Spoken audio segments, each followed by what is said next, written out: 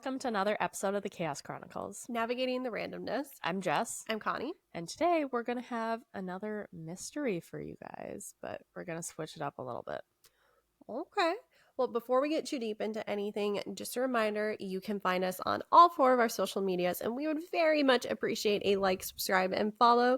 We can be found at TikTok, YouTube, Spotify, and Instagram. The handle for all 4 is at Chaos Chronicles Podcast, and that's Chronicles with an S. Yes. Well, trigger warning? No trigger warning this week. Wow. Yeah.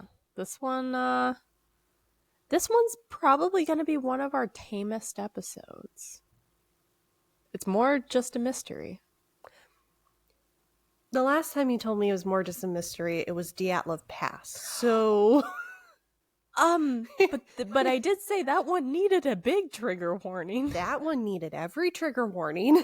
And don't y'all worry, we are going to do a part 2 eventually. It's on our list. It's on the list. If you haven't seen our Dyatlov Pass episode, go check it out. Maybe not if you have a squeamish stomach and you're about to eat. Specifically, you're about to eat meat. Yeah. I mean, people like me are fine, but... I was not fine. Yeah. I still have not eaten salami since we recorded that months ago. That was a long time ago, Connie. Mm-hmm. All right. Well, today we're going to be talking about a small town in Ohio called Circleville, and we're going back to the 70s. This town was plunged into fear by hundreds of anonymous letters. These letters were full of accusations, threats, and sinister secrets that were seemingly to expose the darkest corners of this quiet town. The letters led to a mysterious author, tragic death, and much more. So basically, Bridgerton, but in the 1970s, and Lady Whistledown is a jerk. I've never seen Bridgerton. You know, I have not either. I've just seen a lot of the memes and a lot of the clips, and people tell me I should watch it. You know, everyone's like, you'll love it. I'm like, when do I have time to sit and watch a show? I don't. Right? Especially with these. These and everything else in our lives. Yeah. So in March of 1976, the first letter was received by Mary Gillespie. Gillespie. Gillespie? Gillespie. That's a fun name. It is a fun name. Isn't that a character in The Great Gatsby? I haven't seen or read The Great Gatsby. You didn't have to read that in school? It was only English honors for senior year, and I did not take it senior year because no. Yeah, no, I definitely had to read that one. I just remember thinking, I can see why this was a good book at the time. I just find all the characters incredibly annoying, but that's also how I feel about Catcher in the Rye.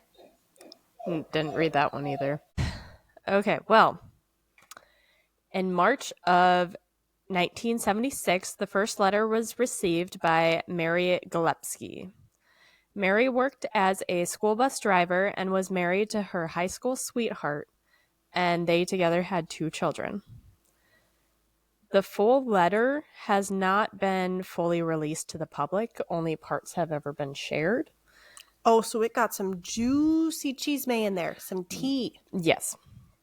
So some key points of the letter that have been, like the parts that haven't been released, they released like key points of what the letter was. So they said the letter accused Mary of having an affair with Gordon Massey, who was the superintendent of the local school district. The letter warned Mary to stop the affair and suggest that they knew about her personal life and activities. The letter warned Mary that if the affair didn't end, they would expose her to the community. Yeah. That's bizarre that it's not a true blackmail, and that they're not asking for something. They're saying, we know this. Stop what you're doing. It feels like a moral blackmail. Mm-hmm. Interesting. So a part that has been released is, like a quote from the letter is, quote, "Stay away from Massey. Don't lie when questioned about knowing him. I know where you live. I've been observing your house and know you have children. This is no joke. Please take it serious. Everyone concerned has been notified and everything will be over soon.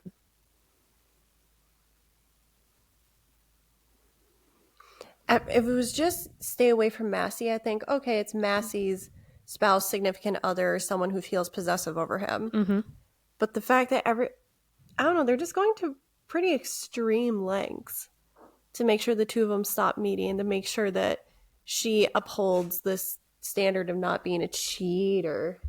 This letter was written in blocky capital letters, which potentially a way to disguise one's handwriting, maybe, is a theory. I will blow it up and show you a screenshot. So that is the lettering. Can you on camera? They will be on our Instagram, so go check it out. That's right. Yes. Forgot about that. Yep.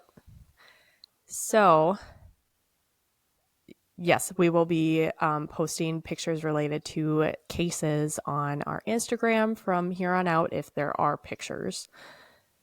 So, but anyways, this style is said to give a chilling effect and make it appear cold and mechanical. Yeah, it does seem more so than beautiful calligraphy. Yeah, very boxy. So Mary denied the accusations, and she wasn't the only one receiving these letters. So in these letters, they were going around to a lot of people. So in these letters going around, they all had the same message, essentially. Gordon Massey had to be stopped and had to be fired. Wait, so everything was targeting Gordon Massey? Mm-hmm. Interesting. Okay. Yep, he had to be stopped. So Gordon Massey, he was actually a very well-respected man in Circleville. A lot of people liked him.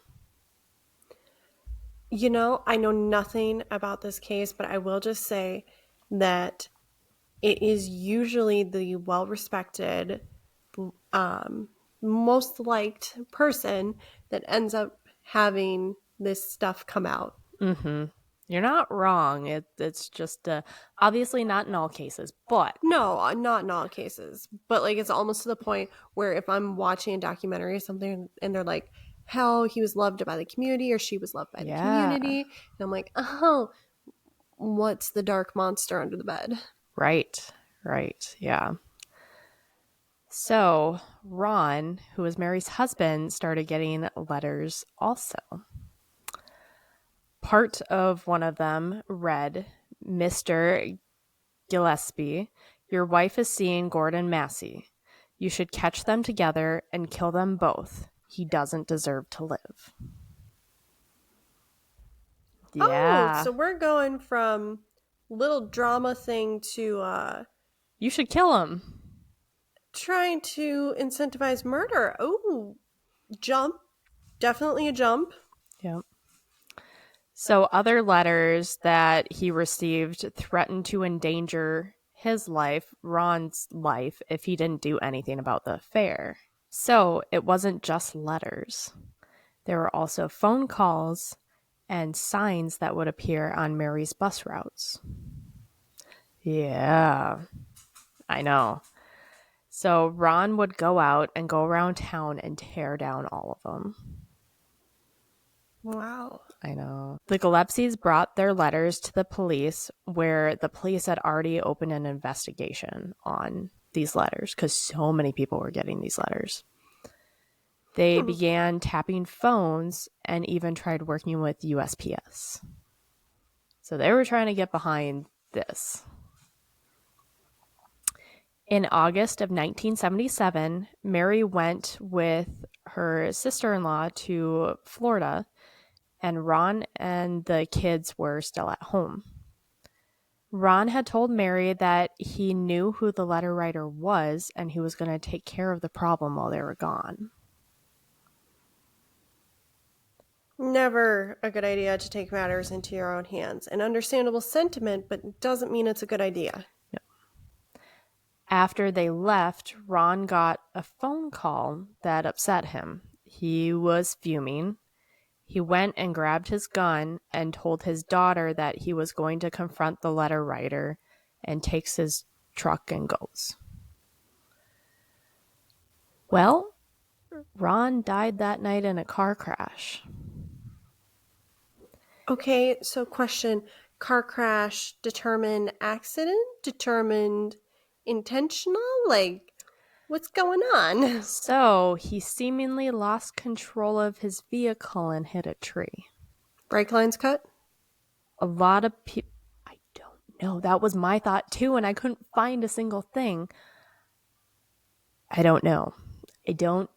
So if you know, if you have sources, please send it to us. Comment. I want to know. A lot of people believe that Ron was murdered, including Ron's brother-in-law, Paul. Paul's last name is Freshour, Freshhour. And that's the last time I will be pronouncing Paul's last name. So, some suspicious thing about this crash. First, Ron was not a heavy drinker, but that night, his blood alcohol content level was double the legal limit. And he's not known to be a heavy drinker. Second, the gun that he had brought with him had been fired once. Was he shooting at someone? Was it a warning shot? Yeah. Was anyone reported with a gunshot wound in that time in that area? Not that I could find. And the police didn't really care. They didn't look at this at all. They're like, it was an accidental death. He crashed his car and died. Did anyone... Do we know the timeline of when he left the house, told his daughter that he was going after the guy, and when the crash happened? I don't know. Because I'm wondering, for someone who does not drink often and may or may not have a large tolerance, I'm just thinking, what does it take to get your BAC to double the legal limit? Like, how long would that take? Is a couple drinks enough, or is this one like where you can rapidly absorb alcohol through contact with skin? So like, I'm just trying to think of any way, because it just doesn't fit. But he could have also been drinking to get himself some courage, because despite being mad, killing somebody. That's where my brain went, is that he needed some liquid courage to... It just seems odd. Alcohol tolerance will not affect your blood alcohol content. It does not affect it at all. Oh, well, that's terrifying to know, because you can think you're good, but you are not good. Exactly. So you yourself can build up a tolerance to it, but your body still recognizes the alcohol. So the lesson we're going to take from there real quick is that even if you think you're good to drive, if you've had several drinks, not enough food, back to back, dehydrated, make smart decisions. Don't drive. Don't drive. It is way less of a pain in the butt to have to go get your car from someplace else the next day after getting a sober ride versus, God forbid, getting into an accident, killing somebody, killing yourself. Mm-hmm. Just don't do it. Don't do it. It's not worth it. No. And even if you're like, I'll get away with it, I'll just get a ticket. Yeah, have fun with that and your insurance rates if your insurance doesn't drop you right away. Mm-hmm. Just don't. Yeah, don't do it. I really did not want to sound stupid, but I'm pretty sure that doesn't affect anything, your tolerance. I do vaguely remember seeing a video from the Try Guys early on when they were at BuzzFeed, and they were doing that whole, like, I don't feel like I'm drunk, but my BAC is at, like, 0.7. Mm-hmm. Yeah. So, after Ron's death, the attacks and accusations on Mary and Gordon did not stop.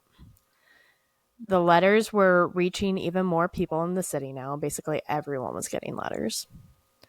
Mary denies having an affair with Gordon, but after Ron died, they started seeing each other. And I could not get a date when they publicly started dating each other. But that does raise red flags. It does. Also, an amendment to what I just said. I think You think what? I think this. Methinks, therefore I am. I I think I said 0.7 when I meant to say 0.07 about blood alcohol. Don't have 0.7. I feel like that's going to end you in the hospital. You would be dead. Not even joking, because, like, to get to 0.4, I've seen people at 0.4, and they're not I'm assuming you were transporting them and they were barely coherent. unresponsive. Yep. Yep. Not even to, like, unresponsive to painful stimuli. Like, nothing. Anyway. So the threats were becoming worse and even started threatening her daughter. Quote, "It's your daughter's turn to pay for what you've done." End quote. Correct me if I'm wrong. Isn't there a whole commandment about thou shalt not punish the son for the sins of thy father? I don't think that's a commandment, is it? I swear it's a Bible thing. It might be in the Bible, but I don't think it's a commandment. I'm not the best source on that. I should be better. I'm getting there. If you saw the Hang Lee episode, I'm not sure how to say her first name, and heard my little ending part about how I really have to thank my guardian angel, I'm working on the God stuff. I'm figuring it out, okay? Yeah, we're figuring it out over here, and it's just been a hot minute for me, and I don't know. I don't remember. Anyways, on February 7th, 1983, so this is years later. This is a jump. Have letters been going the entire This whole time. So in 1983, Mary was working and came across a handmade sign that was on her bus route. There was also no kids in the bus at this time. There's no one in the bus at this time.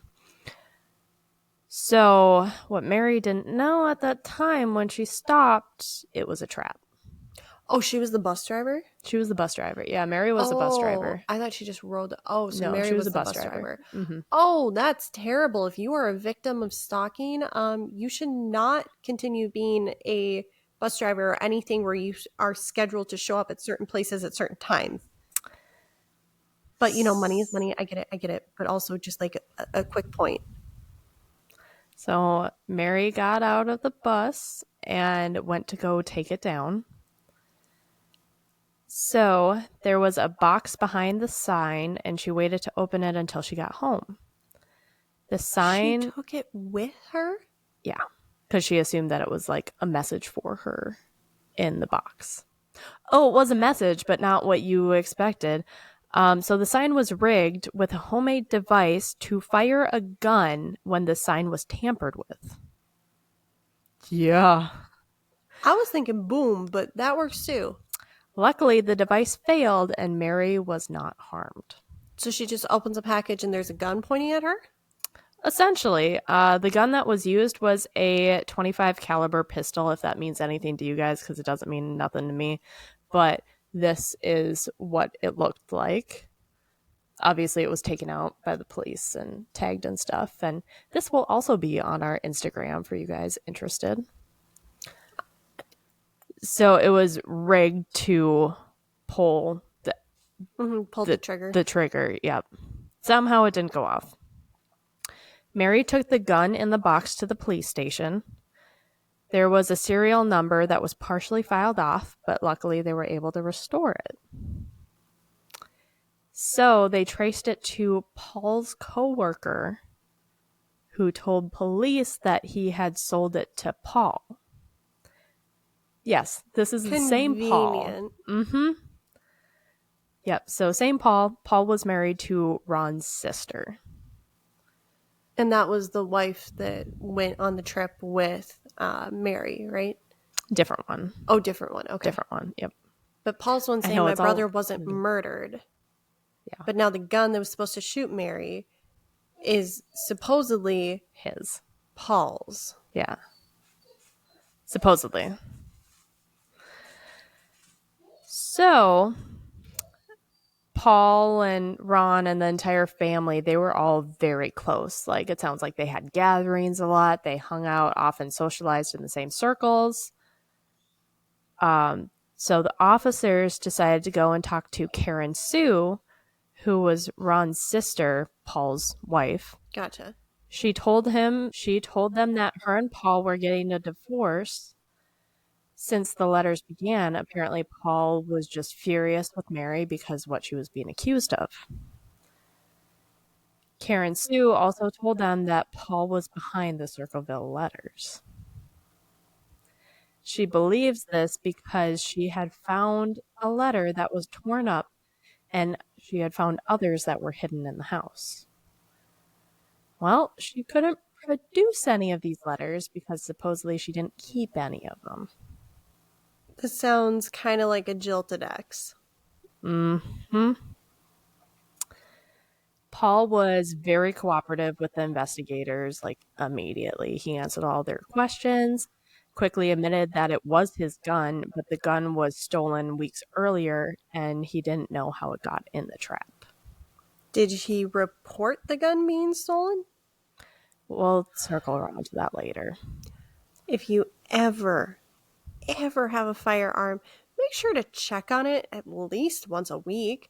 And if you notice it's missing, your first step is you call 911. Yeah. You report that missing right away. Go into your local city sheriff's department. Yeah, either way, report it right away. Paul also denied being the letter writer. He allowed investigators to search his house and car and even gave them samples of his handwriting immediately. He also willingly underwent a polygraph test and supposedly failed. Well, I mean, I know, but yeah. nowadays it is different. It's not definitive, but we know that now. Looking back, it's kind of...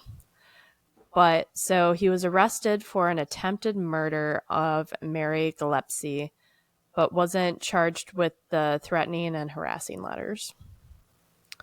During the trial in 1983, Mary was called to the stand and she testified about the trap. She was also asked about the letters that she had received. The defense objected, saying that there was no direct threat to Mary's life in the letters. Debatable. But the judge ended up allowing 39 of the letters. They brought in a handwriting analyst to compare the writing on the trap to the letters sent to Mary, as well as the samples of Paul's handwriting. The analysis indicated that the letters could have been written by Paul. Could have is not very definitive.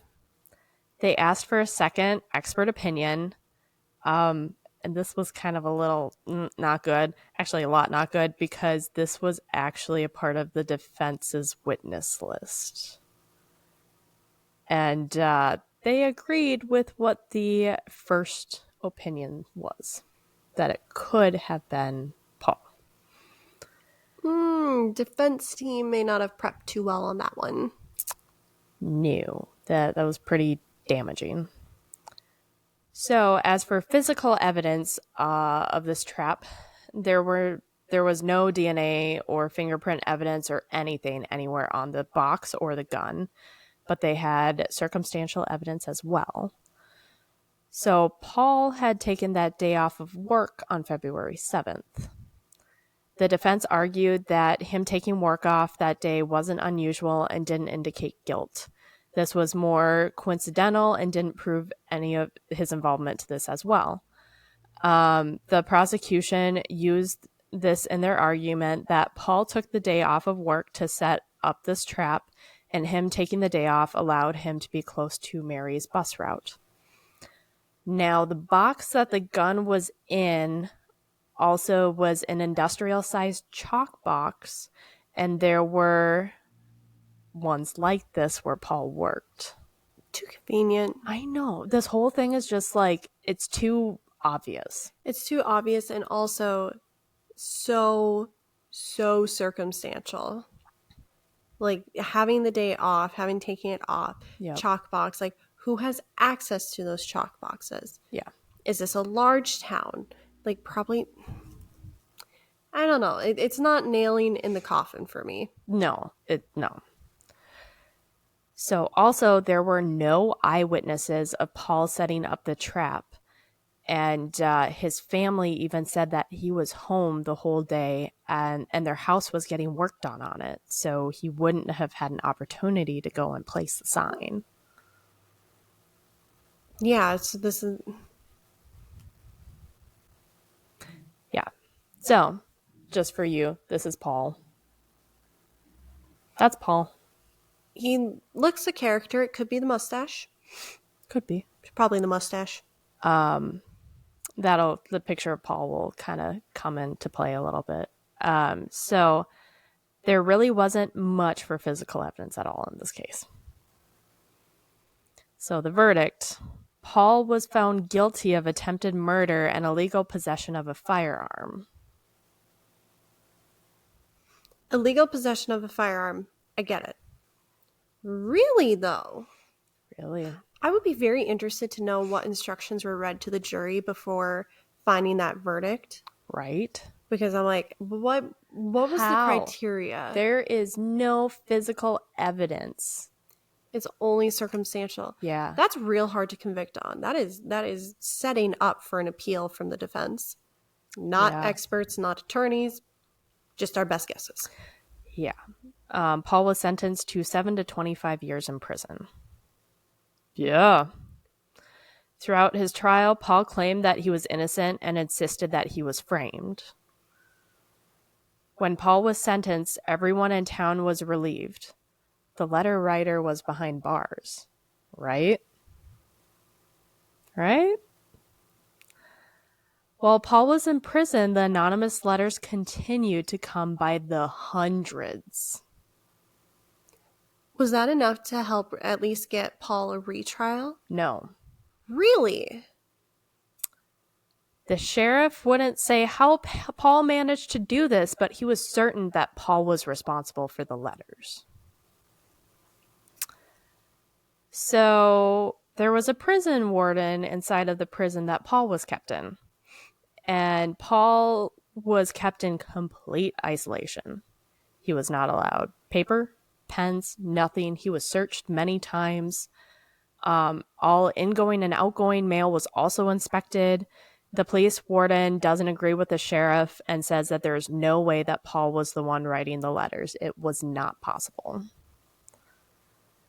So Paul also received a letter while in jail. Wow, insult to injury. Okay. So, quote, and by the way, I have a picture of this letter too, which will be up on Instagram. Quote, Fresh Shower, his last name. Now, when are you going to believe you aren't getting out of there? I told you 2 years ago. When we set them up, they stay set up. Don't you listen at all. No one wants you out. No one. The joke is on you. Ha ha. Tell no one of this letter. I saw the paper. Great news. Great. The sheriff loved it. Ha ha. Do you believe it now, do you? End quote. Just taunting him and again, lettering. All the same.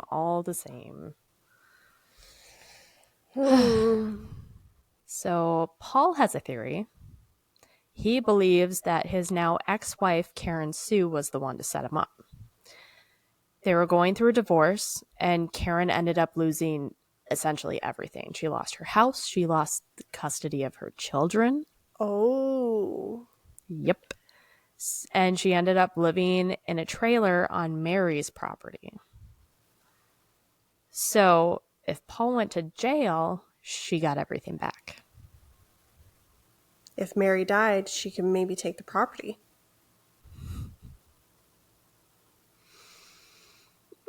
Again, circumstantial as well, but So Karen was also the first person to suggest that Paul was behind the letter. She was the first to point the finger at Paul. She was, with no proof of it either. Which, like, if you found anything that you thought could have been the letter, why wouldn't you have kept one of those? Right? Or told somebody. Yeah. Did something. So when other investigators took over this case, they discovered that they had a witness, kind of. Another bus driver was going by that same route about 20 minutes prior to Mary going by. That bus driver saw a large man with sandy color hair and was standing next to an El Camino. I didn't know what it was, so I'm sure you know what it is, but I didn't know what it was. It's kind of a cool older car. Yeah. Chevy, right? Ford? Do you think I know the answer to that? I should know the answer to that. It's one of those Sorry, two. Zeus. I'm sorry. I got a little loud. He's fine. He's just mad about the construction. Oh, I know. big yawn. Take a nap. Take a nap. Yeah. I don't know. I have no idea who makes that car. Someone makes that car. But so that description does not match Paul at all. No. Not even a little bit. No. No. Go check our Instagram, but think Midwest Mario, as in it's me, I'm a Mario, but Ohio. Not offensive. We're not It's a trying to offend. character. I'm imitating a character. Who's going to be mad? I'm Italian. I know, it's the mustache. So Paul is in prison and Karen Sue starts dating a large man with sandy color hair. Now, he didn't drive an El Camino, but Karen Sue's brother did. In 1994, the show Unsolved Mysteries wanted to take on this case. While they were preparing to investigate this case, they received a letter, and part of it says, quote, "Forget Circleville, Ohio. If you come to Ohio, you El Sickos will pay. The Circleville writer," end quote. Yeah. Now, this letter didn't deter the show at all. No, opposite effect. Honestly, they probably got excited about it, to be honest. It's like, oh, they're still there. Like, we're coming. Yeah, we're coming for you. Paul was released on parole, and Unsolved Mysteries interviewed him. He had told them that he would like to see someone look at this case and the letters, take a new look, and find out who actually wrote them. Mary's sister said that Karen Sue wasn't happy at all that Unsolved Mysteries was in town. And when Mary's sister told Karen that they were going to be interviewing her, Karen said that it would be in her best interest if she didn't. So Karen did not want to be interviewed, but kept track of everyone who did by sitting in her car and taking pictures of everyone coming in and out of these interviews. So she's keeping track of who is going in and out, who's being interviewed, by taking pictures of people going in and out of where they're interviewing. Now, here's the part that it's very strange. Karen Sue was never considered a suspect by the police. Why? Right? I don't know.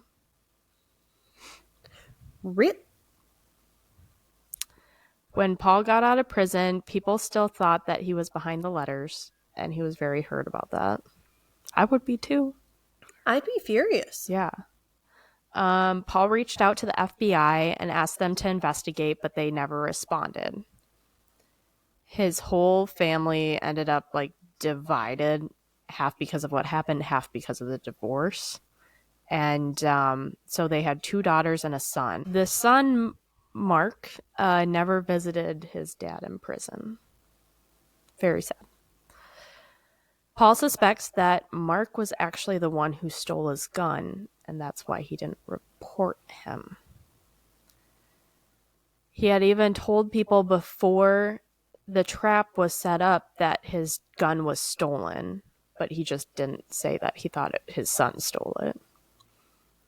According to family members, Paul was not one that would get his son in trouble. He would go to jail and even die before letting his son get in trouble for something.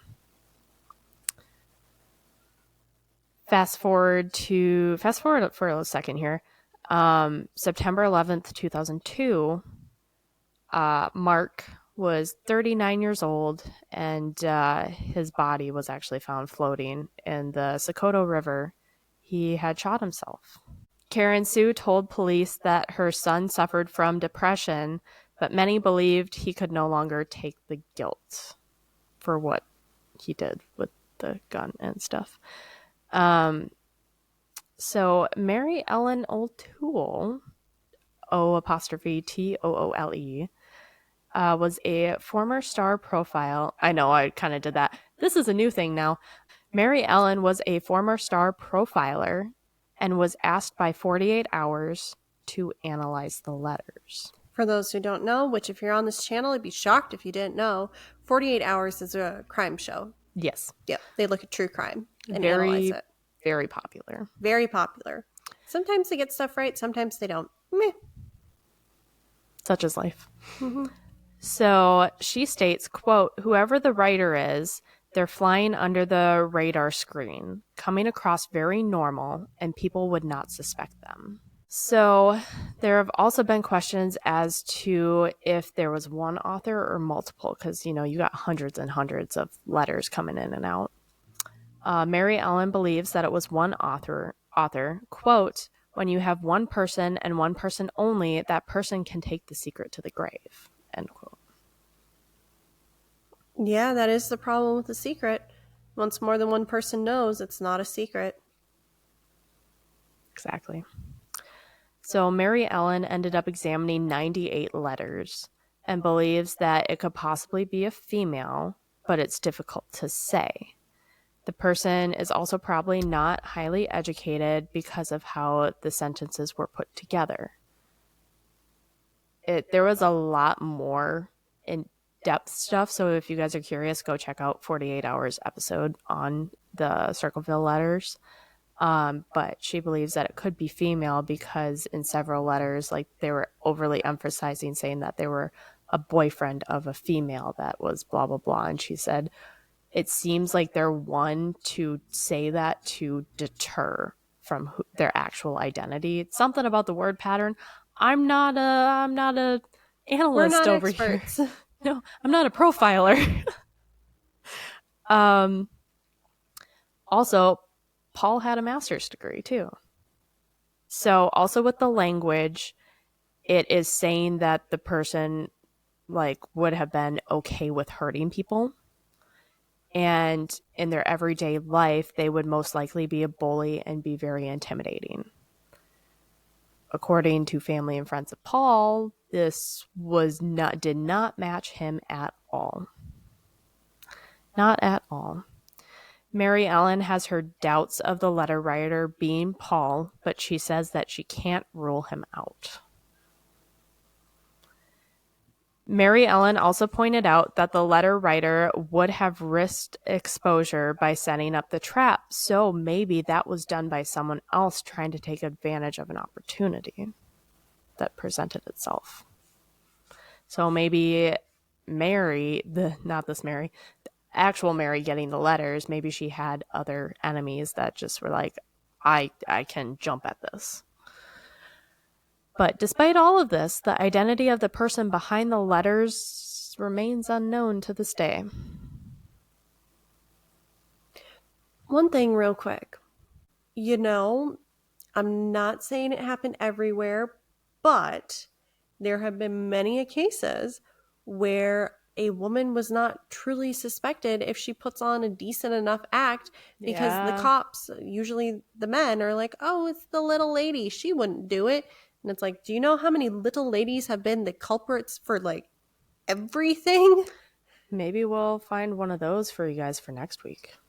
Where there are some really vicious females out there. Oh yeah. Yeah. And I know we've been really male heavy looking back, but well, someone in the comments can relay the statistics better, but statistically speaking, I do believe it comes down that it's more men committing repeated violent acts than women. Yeah. When women do it, it's more of a crime of passion, and they usually just do their target and then they're done. Okay.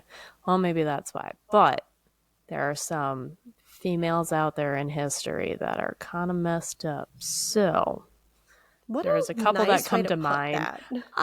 We're Kinda sticking messed with up. Minnesotan nice over here. Minnesota nice. If we say someone's kind of messed up, you should read in that they are whack. Like, stay away from them wacko. It's not good. Mm-hmm.